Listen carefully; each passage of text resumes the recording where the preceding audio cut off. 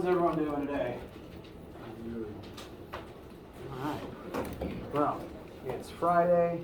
I'm sleepy. Let's get on to our weekend, shall we? So,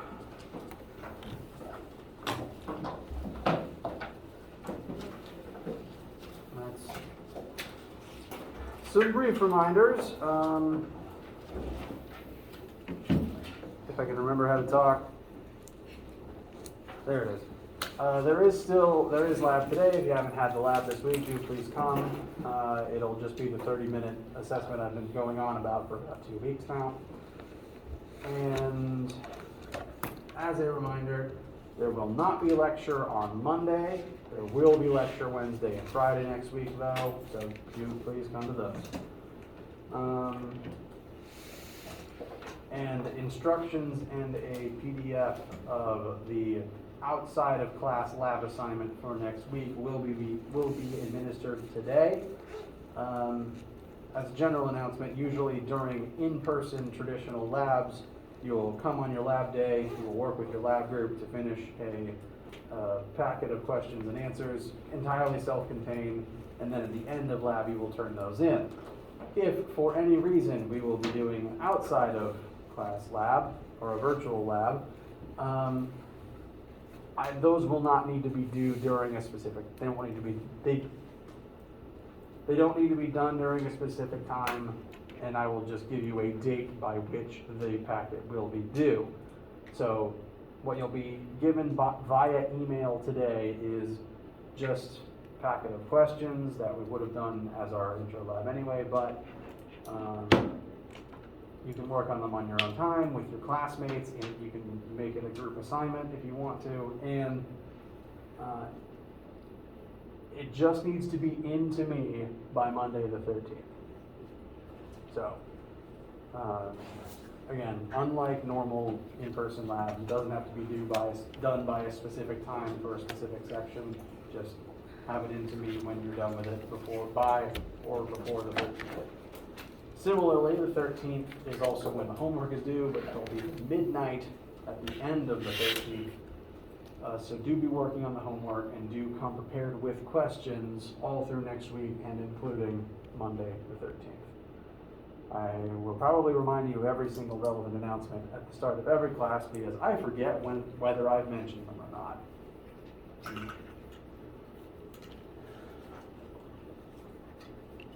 And I've already been talking too much too fast.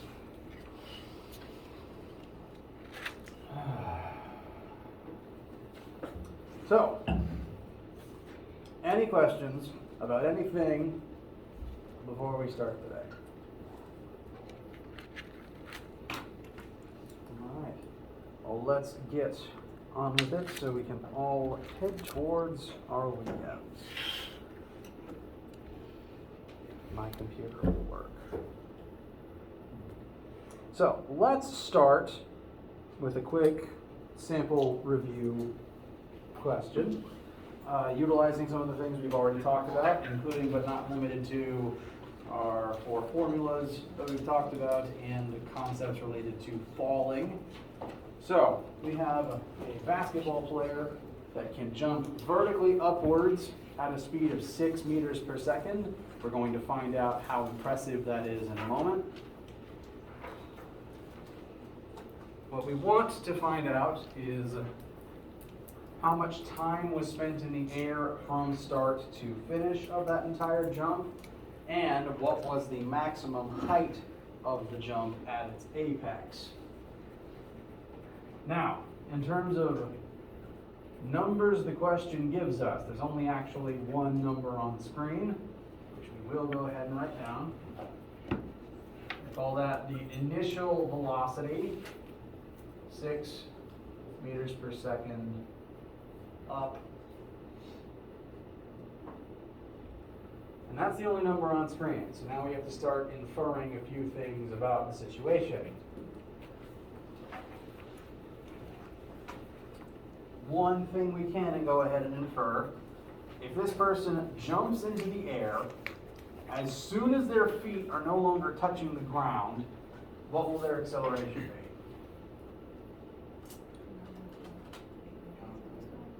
Very good, thank you all very much. Negative, I'm going to specify negative here because the direction is going to matter in this question. Acceleration will be negative 9.8 meters per second squared, specifically downwards. Everything from people to thrown objects to, those are the main ones, anything that is moving through the air being accelerated only by gravity. There's no other forces acting on it other than negligible air resistance, is considered to be in the state of free fall. This is true of people jumping, it's true of thrown objects, it is true of things dropping from high places. All of those things, as long as gravity is the only thing affecting them, are in the condition of free fall. And if the subject of the question is in free fall, we can automatically assume this. The only times something moving through the air might not be in free fall is if they are gliding or flying under some other force. Because if you're flying, you are not falling. Gliding is also technically, I guess, falling with style, but you're not, if you're gliding, this is not your acceleration. Any questions about that? Okay, so this is something we can automatically assume. We are also asked for time spent in the air. I'm going to call that T total. And we want to know the maximum jump height. So I'm going to call that delta y apex. For the apex of the jump.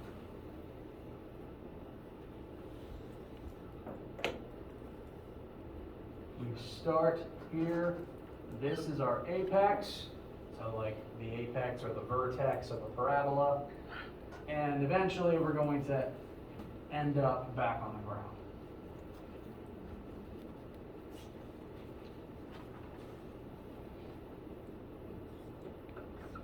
So, we're told this, we can infer this, we want these two things.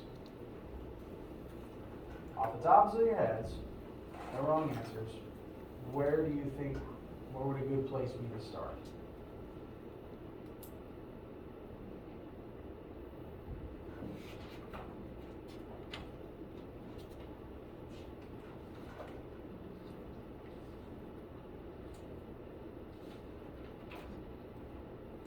Using the second big equation. Okay, the second one, that one is a different color, just the blue marker's kind of fine. A equals delta V over delta T. So, just in general, we do know the acceleration of this person as they move through the air. We do care about how long they are in the air, so this has delta T in it, we could solve for, but we would need to know the change in velocity for that to work. Now we know our starting velocity, we know the speed at which we lift off from the ground. We don't, at least we don't have written down what the final velocity would be. Bless you. Now, I've been doing this for a while, so there is an assumption that I can make about that. And I will teach you that assumption. As long as a jumping or thrown object, doesn't matter which, as long as you're in free fall, as long as the object goes up and then comes back down to the same height,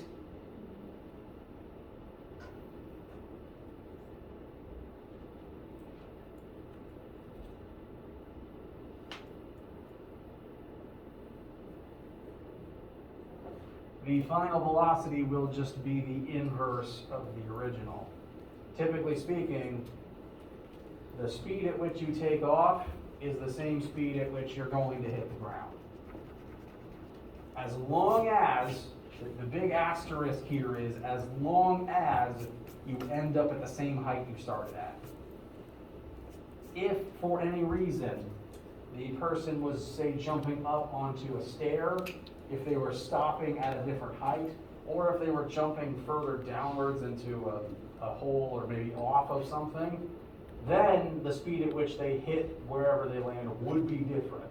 This assumption only works if your start height is the same as your end height. In this specific situation, we can make that assumption though, which means we can assume final velocity and we can use this formula to find time. I would like to do that very quickly so that we can get a number. I'm then going to show you a different method to show how we get the same number. Cool? Okay. We do know A, negative 9.8. Change in velocity is always final minus initial. Our final points down, so the sign is very important there. Negative 6 minus the initial velocity, which is positive 6. So the difference here that we're going to form is negative 12 divided by time.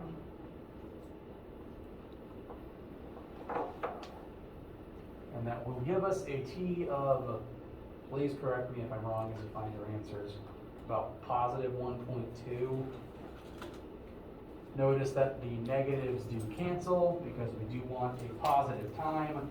A negative time implies either backwards time travel or some point in the past, which doesn't help us.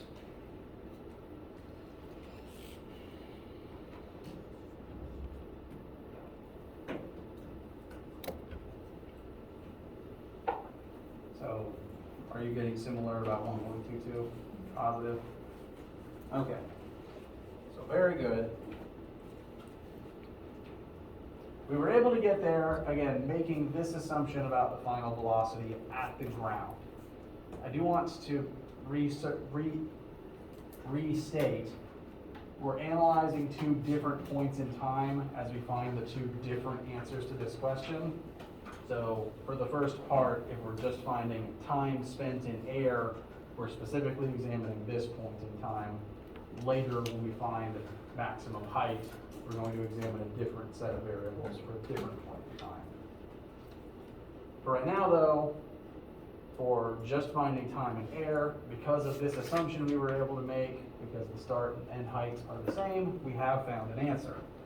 I am quickly going to show you how to find the same answer using Formula 3, just so that you have it in your notes and so that you know it is an option in case the situation demands you use Formula 3.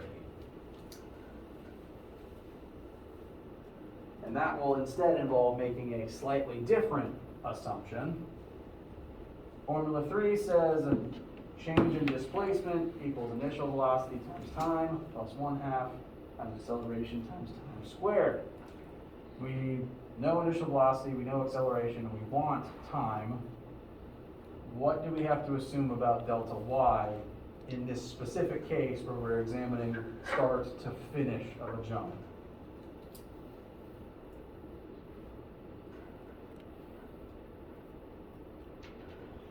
In this specific scenario, again, I've already said, to do it the other way, we had to assume velocity was the same but negative because we start and end at the same height. Yes? Delta y equals 0? Delta y would be 0. At this point in time, we displaced back to where we started. There's no net change there. So, for again, only this point in time, delta y would be 0 because we've gotten back to where we started. Our displacement from origin in the y-axis is 0. I do want to stress, all of this is happening in the y-axis. I may have drawn the picture like we're jumping forwards, but we're just examining vertical jump height, vertical speed, vertical acceleration. I just drew it this way because if I was drawing it totally one-dimensionally, it would just be a straight line, and that wouldn't tell us anything. So, we jumped back to the same ground level we were already at, so delta y is going to be 0. That's going to help us in a pretty substantial way. Excuse me. Velocity initial, upward 6 times time plus 1/2 of our acceleration, downward 9.8 times t squared.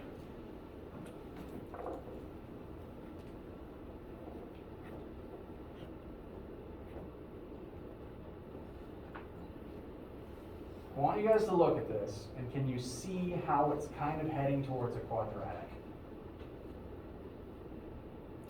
This formula, formula 3, is commonly going to work itself into a quadratic form with respect to time. Because we've got time squared, time, and then no variable there. So this would be the c term usually. And so pretty often, we're going to have to dust off the quadratic formula to solve this equation for time on occasion. Thankfully, there's a quirk here that means we don't actually have to do that whole rigmarole this specific time. Why exactly do we not have to bust out that whole statement right now? Sorry? We can factor out a t because the entire left half of the equation is a 0. When your c term is 0, that means you can factor a t out. And I'm just going to skip a little bit ahead. If anyone if you need me to show all of those steps, I gladly will. Why does my plus sign look like that? Does anyone need more steps between those two? So all we did was divide both sides by t. That reduced all the t's by 1 on the right. And again, dividing anything under a 0 just gets rid of it. And so now there's no quadratic. Now we can just continue with normal algebra.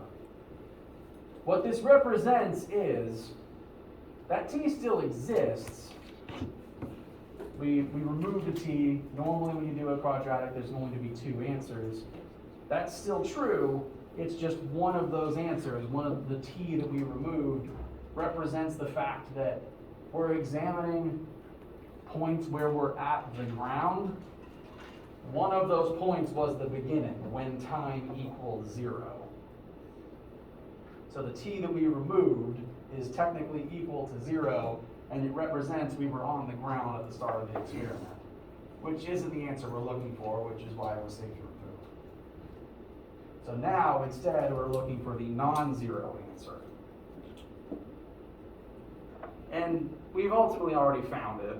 We're going to find in a second, this is going to come back out to positive 1.22 seconds.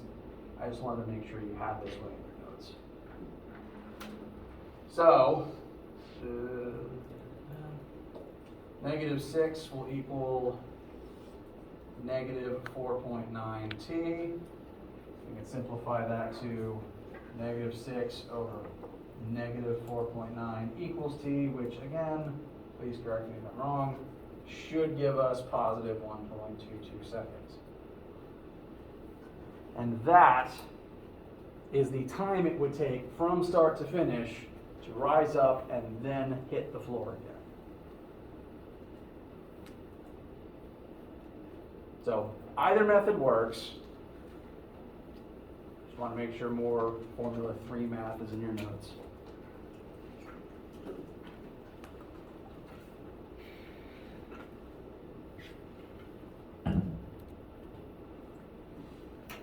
So we have examined the start to finish case. Now we're going to look at a slightly different point in time. The point in time where we were at the apex of the jump. At this point in time, this would not be our final velocity. This would not be the amount of total time that has passed, and our delta y would no longer be 0. Instead, there's some other height that we've risen to. So, any thoughts on how to proceed looking for this piece of information, the height at which we are at this apex?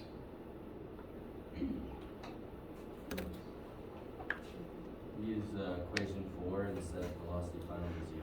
Very good. Equation 4, velocity final squared equals velocity initial squared, which we know, times 2 times A times delta D, which is what we want. We want to know displacement height into the air at this other point in time. There is one more assumption we're going to have to make about that point in time, but it's one you've observed happen in your life, even if you've never put the number to it. When you throw something upwards and it reaches the apex of its arc, I'm so bad, I drop something before I even throw it. When you throw something and it reaches its apex, what is its velocity for that split second where it's at its apex? 0. For the moment you are at your highest point, you have accelerated to 0, and then you start falling back down. So if we're doing math about that apex, for that moment we can assume VF is 0, as opposed to assuming it's -6 at this point in time. Any questions or issues with that? Okay. So I tried to label this as VF total as opposed to VF apex. So, at the apex, I'll specify again, at apex, I'm going to plug in a 0 for VF. Our V initial is unchanged because that point in time is already defined. Plus 2 times acceleration, -9.8, times our delta Y apex, which is what we want. And this will ultimately give us, I might skip a few steps. Please let me know if that causes any problems and I will fill in the blanks. -36 equals -19.6 times delta Y apex.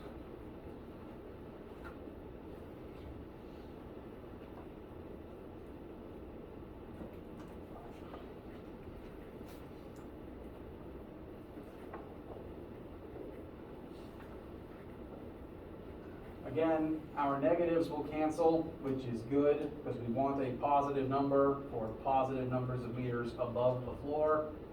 Negative would imply we somehow jumped into the ground, which would be a neat trick.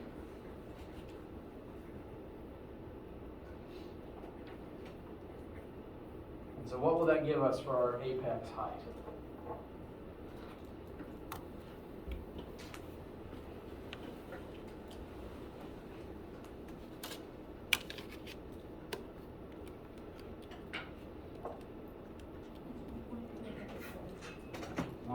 .84, what you said? Very good. Now, for a sense of scale, because again, thinking in meters can be hard sometimes. If 1 meter is about 3.3 feet, this would come out to about at least 6 feet, I think, which is a pretty good standing jump. So kudos to this athlete.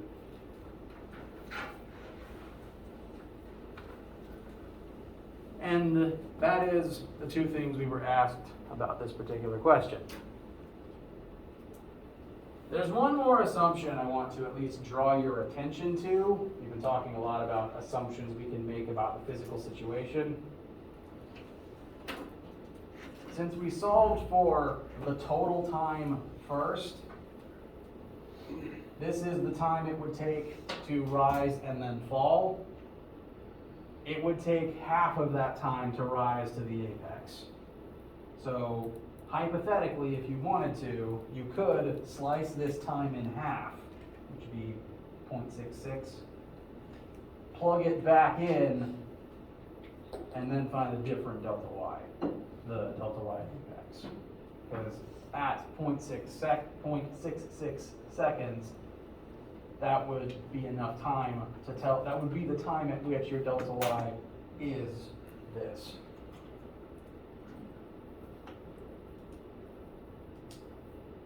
Was that more confusing than anything else? Okay. Any questions about any of this information at all? Okay. This is a good time for a quick break. If you need water, bathroom, etc. When we come back, we're going to begin our foray into two-dimensional motion.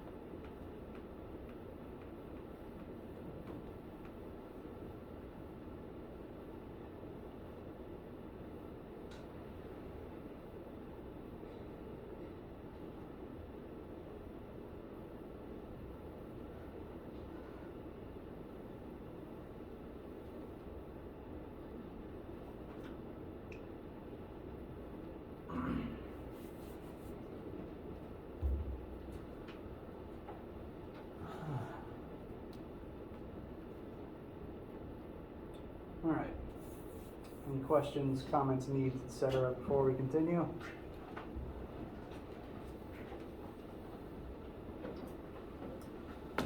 Okay. We've talked briefly about two-dimensional motion. It's the idea that you can move in more than one axis at a time. Most of the map we've done so far has assumed only one axis, and we are moving either forwards or backwards on it. We're going to begin looking at motion that uses both x and y at the same time. But it is important to note that in general, motion in one axis does not directly affect motion in another axis. This is going to frequently come up in the case of falling. When falling, when an object is in the state of free fall,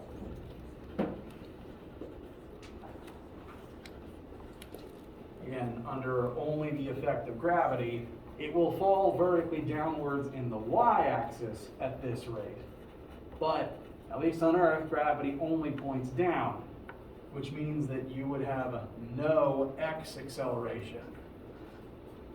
Falling does not directly affect your x movement at all, unless you are somehow equipped with a glider, but then you're not falling. So motion in one axis has no direct bearing on motion in another axis. It doesn't matter how far or how fast I run horizontally across flat ground, as long as the ground is flat, I will never elevate by running horizontally. Subsequently, doesn't matter how high you can jump, jumping up and down by itself will not carry you horizontally across the ground. So the axes exist separately from one another, technically speaking. Conveniently, also, x and y axes are perpendicular from one another, which is going to come up a lot because, congratulations, you will never escape trigonometry. Pretty much a lot of the forces and movements that we're going to be looking at in this class can be divided up into triangles. There will be trig, there will be Pythagorean theorem. Is anyone unfamiliar with those methods of math? Okay. To look briefly at them, as a refresher, let's look at two vector displacement questions for minor trig and, just trig review. So these are two-dimensional problems. The objects in these questions are moving and have been displaced in both the x and y axis. First question, what is the displacement from the origin to the data point 10, 25? So we have an xy plane, looking at 10 meters in the x, 25 meters in the y. So our data point compared to the origin would be there. You're asked for displacement from that data point, which is going to represent, if you took a tape measure and went in a straight line from the origin to that data point. If you did that, what number would that tape measure read? Or rather, how do we go about finding that piece of information?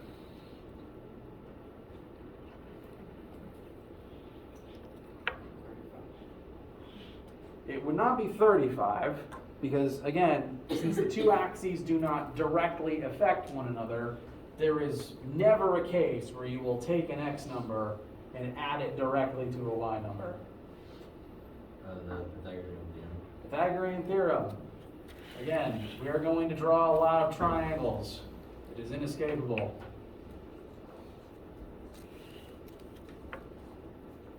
X and y axes are perpendicular from one another, so the 10 and the 25 do form the two legs of a right triangle, and the distance we are trying to measure forms the hypotenuse. Pythagorean theorem, what's the actual formula again? Very good. Of those three, the C represents which leg? Very good. So C is the one we're ultimately trying to find here. The 10 and the 25 are the A and the B. So 10 squared plus, almost 10 again, 25 squared is going to give us the C squared, the hypotenuse that we want. And that means, if I simplify a couple of steps, 10 squared is 100, 25 squared is 625. Add those together, take the square root of that sum, and that would give us our hypotenuse. Questions about that operation?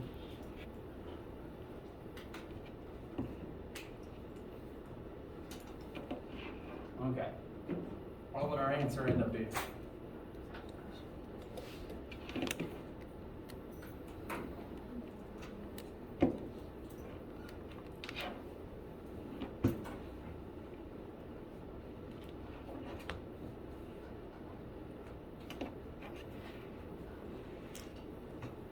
26.9.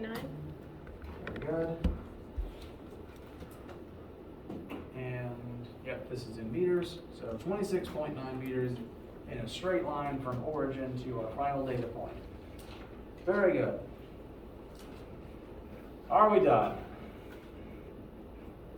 If you've done much trig and vectors before, you know that to make this answer as good as we could possibly make it, since this is a vector, we do also want to state what direction this line is pointing in. So, we're going to need a slightly different piece of trig information, triangle information. So it's time to dig up everyone's favorite 9-letter acronym, SOHCAHTOA. Is anyone unfamiliar with this? I almost called it a phrase. Is anyone unfamiliar with this thing? Okay. I will also probably tend to overemphasize the H's when I say it out loud. So when I do it, it sounds a bit more like SOHCAHTOA, but that's just me. We can use these to remind us of what trig functions will help us figure out what pieces of information. What we want ultimately is this angle, and we know every side of the triangle that we built, which means we can end up using any part of this we want to, because every part just has 2 sides and the angle in it. I'm going to tend to default to using the 2 legs that we were told at the beginning to avoid propagating any errors I may have created in finding this number. So I'm going to recommend using TOA in this case, because tangent of this angle would require the opposite and the adjacent, the 2 numbers that we had to begin with. That's just my preference. Again, in this situation, since we found hypotenuse, you could use sine or cosine if you really wanted to. But TOA tells us tangent of our angle will equal opposite leg over the, adjacent leg. Opposite leg of the angle I have labeled is the y-axis, 25. And the adjacent leg is going to be the x-axis, 10. So tangent of our unknown angle will be 2.5 approximately. What step must we employ to get the theta out of the tangent?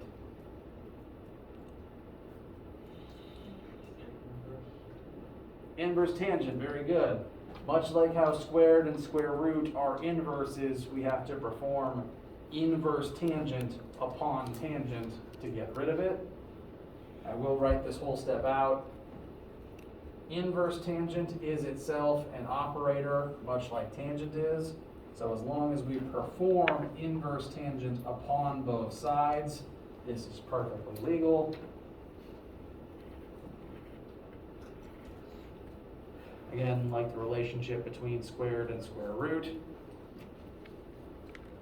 If you are looking for the inverse tangent button on your calculator, it tends to be the secondary function of the tangent button. Similarly, inverse cosine and inverse sine tend to be the secondary functions of those buttons. If you need help accessing those, I will gladly examine your calculator. I found most of my students use models I didn't know existed, so it might take me a second to find it for you. And when you inverse tangent a tangent, they will both cancel, leaving you with just theta equals inverse tangent of 25 over 10. And the inverse tangent is an operator acting upon 25 over 10. So when typing it into your calculator, it should automatically say tangent inverse parentheses. You input this fraction in the parentheses, you close it, hit enter, it will perform the operation and give you the number. What number will we ultimately get for this? 68.2. Very good.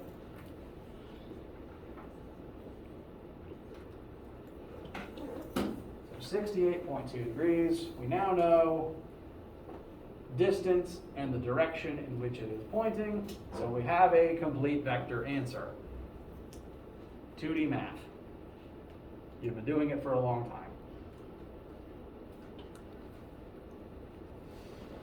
time.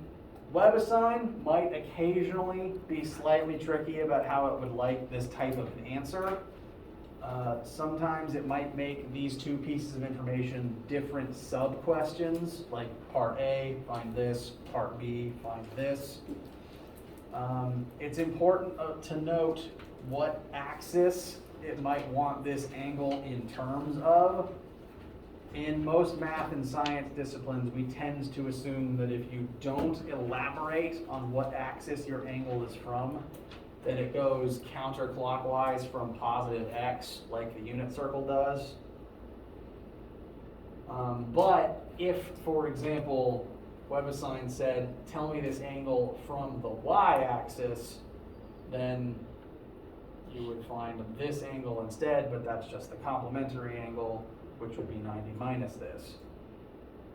Again, WebAssign can be tricky. Pay attention not just to what it asks you, but also pay attention to the units on the answer box. Questions? Concerns? Yes? Do you have, when you're writing the answer to it, like just for the test, will you have to write it together or just have them two separate things?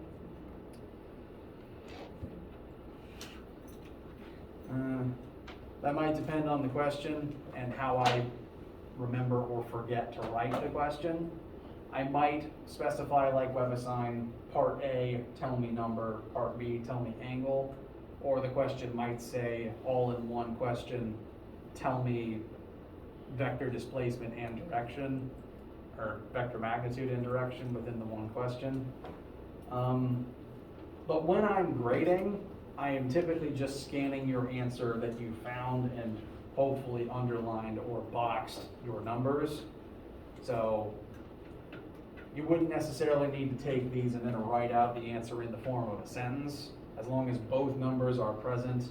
And again, I appreciate if you underline them so that they're easier for me to see at a glance. As long as they're both there, they can be separate from one another. And I can tell that they're there and that they're the answers to that part of the question. Does that actually address your concern? Okay. Excuse me. Anything else about this one? Okay. Look at the second one really quickly, which, despite having more words in it, is probably more straightforward. New coordinate system. You drive at 60 miles per hour directly northeast for 1 hour. I'm going to go ahead and tell you my intention when I say directly northeast. I mean a 45-degree angle, halfway between north and east.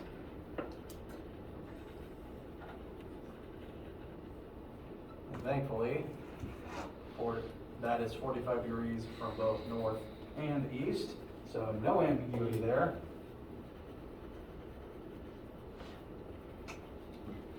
Quick sub-question, if you drive for 60 miles per hour for 1 hour, what distance will you have driven? 60, very good. So I'm just going to write 60 miles up there for the hypotenuse of this triangle. And what I would like for you to tell me very quickly is what would the x and y, or rather east and north displacement of this car be after that hour? So what are the legs of this triangle?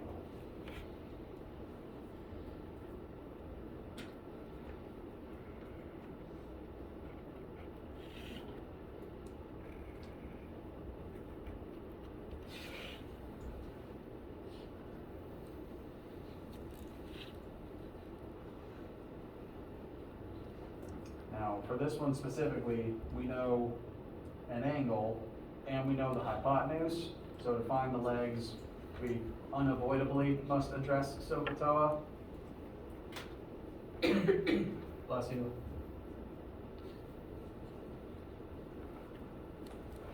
So if we just start from the beginning, sine of our 45-degree angle would be opposite over hypotenuse.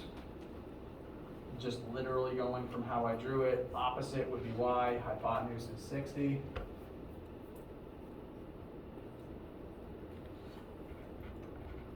So 60 times the sine of 45 will tell us the y leg. And convenient thing about 45-degree angles, what will the two legs be in relation to one another? The same. Same thing. So you could start with cosine. You could put the 45 degrees here. It wouldn't really matter in this case. So what is the one number that we need to get to? 40 something? 42.3. 42.3? 4.3. 4.3. Thank you. And conveniently, it will end up being the same number in both axes this time. Any questions at all? Again, if anything confuses you about anything we've just done, I want to know. And I feel I might have been going kind of fast through these basics. If, again, you have any issues at any time, I want you to stop me and tell me.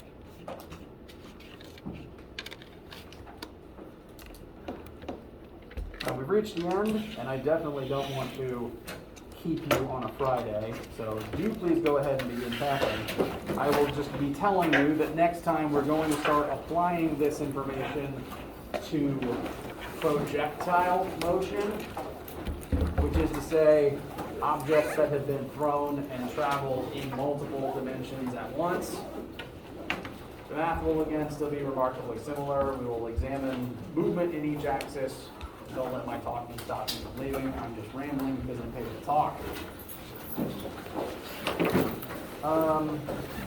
Again, no lecture Monday. Please enjoy at least a period off, depending on what your other teachers do. And have a nice weekend.